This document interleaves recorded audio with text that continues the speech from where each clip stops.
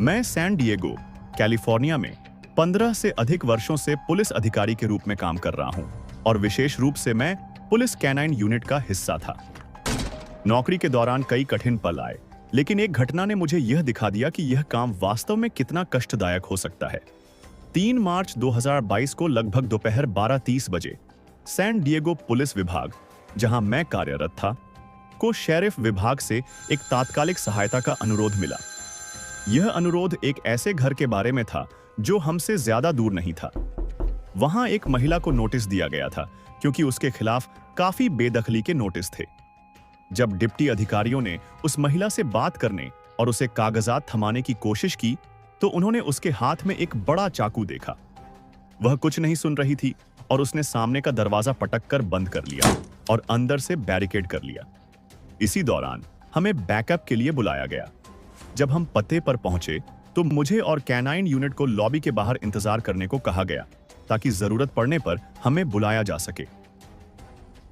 Deputy अधिकारियों में से एक ने अपार्टमेंट का दरवाजा तोड़ा और हम अंदर गए।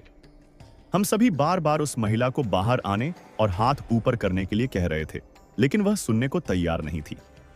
हम उसे एक कमरे में देख पाए जहां दरवाजा खुला हुआ था। एक डिप्टी अधिकारी जिसका नाम जैसन था, बार बार दीवार पर चेतावनी स्वरूप फायरिंग कर रहा था ताकि वह मान जाए और स्थिति और न बिगड़े। अचानक उस महिला ने चाकू लेकर हम पर हमला कर दिया। हम पीछे हटकर हॉलवे की ओर जा रहे थे और जैसन उसे शूट करने की कोशिश करता रहा, लेकिन उसकी गोलियां बार बार चूक रही थीं। तभी महिला ने हम पर चाकू से वार किया और वह मेरे सीने पर आकर लगा। कुछ सेकंड तक चाकू घुसा रहा और फिर निकाल लिया गया। इसके बाद दूसरे अधिकारियों में से एक ने महिला पर गोली चला दी। महिला कम से कम एक गोली से घायल हुई और वहीं मौके पर उसकी मौत हो गई।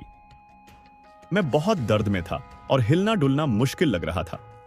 मैंने चिल्लाकर कहा कि मुझे चाकू लगा है, लेकिन शुरू में किसी ने मेरी बात पर ध्यान नहीं दिया।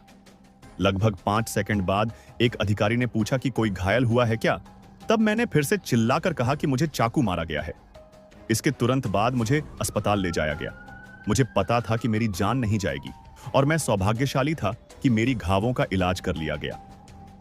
ज्यादा समय बाद मुझे मेडिकल सेंटर से छुट्टी मिल गई। बाद में मुझे पता चला कि जिस महिला ने मुझ पर हमला किया और जिसे गोली मारी गई वह 47 वर्षीय यान ली थी। उसे लगातार बेदखली के नोटिस मिल रहे थे, लेकिन वह उन्हें स्वीकार करने से इनकार कर रही थी। उसने अपनी मौत से ठीक एक दिन पहले भी एक मेंटेनेंस वर्कर को चाकू दिखाकर धमकाया था। मैं इस घटना से आगे बढ़ गया, लेकिन मैं कभी यह नहीं भूलूंगा कि जब आपके शरीर में इतना दर्द होता है कि आपको लगता है कि शायद अब आप जिंदा नहीं बचेंगे, वह एहसास कितना भयानक होता है। यही तो पुलिस की ड्यूटी के अनुभव हैं